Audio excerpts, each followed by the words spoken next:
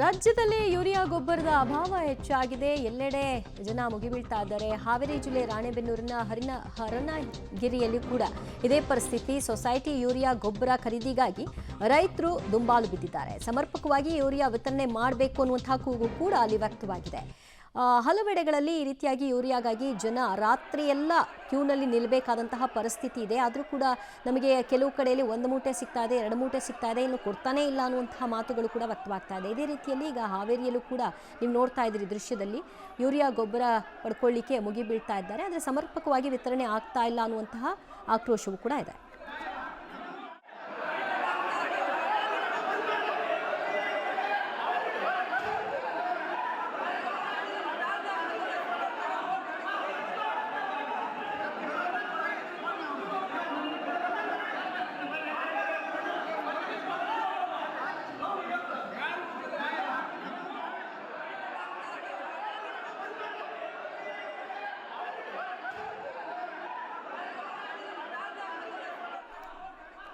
ಇದು ಹಾವೇರಿಯ ರಾಣೆಬೆನ್ನೂರಿನ ಕಥೆಯಾದರೆ ಮಗದೊಂದು ಕಡೆಯಲ್ಲಿ ದಾವಣಗೆರೆಯಲ್ಲೂ ಕೂಡ ಟೈರ್ಗೆ ಬೆಂಕಿ ಹಚ್ಚಿ ಪ್ರೊಟೆಸ್ಟನ್ನು ಕೂಡ ಮಾಡಲಾಗಿದೆ. ಪ್ರತಿಭಟಿಸಿ ತಮ್ಮ ಆಕ್ರೋಶವನ್ನು ಹೊರಹಾಕಿದ್ದಾರೆ. ಸಮರ್ಪಕವಾಗಿ ಯೂರಿಯಾ ವಿತರಣೆ ಮಾಡಿ, ಇಲ್ಲದೇ ಇದ್ದರೆ ನಮಗೆ ತೊಂದರೆ ಆಗುತ್ತೆ.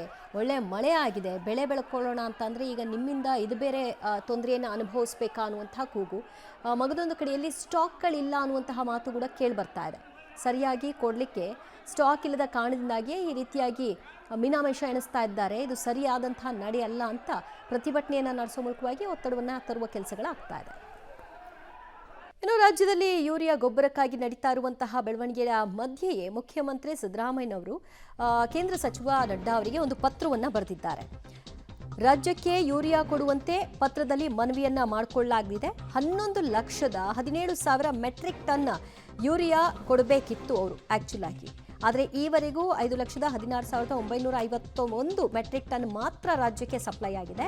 ಇನ್ನುಳಿದಂತೆ ಏನು ಬಾಕಿ ಇದೆ 6,80,655 ಮೆಟ್ರಿಕ್ ಟನ್ ಯೂರಿಯಾ, ಅದನ್ನು ಈ ಕೂಡಲೇ ನಮಗೆ ತಲುಪಿಸಿ ಅನ್ನುವಂತಹ ನಿಟ್ಟಿನಲ್ಲಿ ಮುಖ್ಯಮಂತ್ರಿಗಳು ಪತ್ರವನ್ನು ಬರೆಯುವ ಮೂಲಕವಾಗಿ ರಿಕ್ವೆಸ್ಟ್ ಮಾಡಿದ್ದಾರೆ. ರಾಜ್ಯದ ಹಲವು ಜಿಲ್ಲೆಗಳಲ್ಲಿ ರೈತರು ಪ್ರತಿಭಟನೆಯನ್ನು ನಡೆಸ್ತಾ ಇದ್ದಾರೆ. ರಾತ್ರಿ ಹಗಲೆನ್ನೋದೇ ಸರತಿ ಸಾಲಿನಲ್ಲಿ ನಿಂತು ಯೂರಿಯಾ ಗೊಬ್ಬರಕ್ಕಾಗಿ ಡಿಮಾಂಡನ್ನು ಮಾಡ್ತಾ ಇದ್ದಾರೆ. ಈಗ ಸದ್ಯ ಎಲ್ಲ ವ್ಯವಸ್ಥೆ ಇದೆ, ಆತರ ಪಡಬೇಡಿ ಅಂತ ಕೃಷಿ ಸಚಿವರು ಹೇಳಿದ್ರಾದರೂ ಕೂಡ ಇದರ ನಡುವಲ್ಲೇ ಮುಖ್ಯಮಂತ್ರಿಗಳು ಬರೆದಿರುವಂತಹ ಒಂದು ಪತ್ರ ಯೂರಿಯಾದ ಅಭಾವ ಇರೋದು ಎದ್ದು ಕಾಣಿಸ್ತಾ ಇದೆ.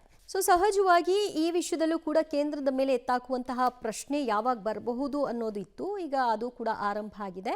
ಮುಖ್ಯಮಂತ್ರಿಗಳು ಈ ಪತ್ರವನ್ನು ಬರೆಯುವ ಮೂಲಕವಾಗಿ ರಾಜ್ಯಕ್ಕೆ ಸಿಗಬೇಕಾದಂತಹ ಯೂರಿಯಾ ಗೊಬ್ಬರ ವಿತರಣೆಯಲ್ಲಿ ಕೇಂದ್ರ ಸರ್ಕಾರ ವಿಳಂಬ ಮಾಡ್ತಾ ಇದೆ ಅನ್ನೋದನ್ನ ಹೇಳ್ಕೊಳ್ಳಿಕ್ಕೆ ಇದೊಂದು ಅಸ್ತ್ರವನ್ನು ಪ್ರಯೋಗ ಮಾಡದಂತೆ ಕಾಣಿಸ್ತಾ ಇದೆ. ಒಂದು ಪತ್ರವನ್ನು ಬರೆದಿದ್ದಾರೆ ಕೇಂದ್ರ ಸಚಿವ ನಡ್ಡಾ ಅವರಿಗೆ. ಅಲ್ಲಿಂದ ಇಲ್ಲಿವರೆಗೂ ಯಾವುದೇ ರೀತಿಯ ಪ್ರತಿಕ್ರಿಯೆಗಳು ಬಂದಿಲ್ಲವಾದರೂ ಕೂಡ ರಾಜ್ಯಕ್ಕೆ ಸಿಗಬೇಕಾದಂತಹ ಇನ್ನು 6,80,655 ಮೆಟ್ರಿಕ್ ಟನ್ ಯೂರಿಯಾ ಗೊಬ್ಬರ ಅದು ಬರಬೇಕು, ಅದನ್ನು ದಯವಿಟ್ಟು ತಲುಪಿಸಿ ಅನ್ನುವಂಥ ರಿಕ್ವೆಸ್ಟ್ ಅನ್ನು ಹಾಕಿದ್ದಾರೆ.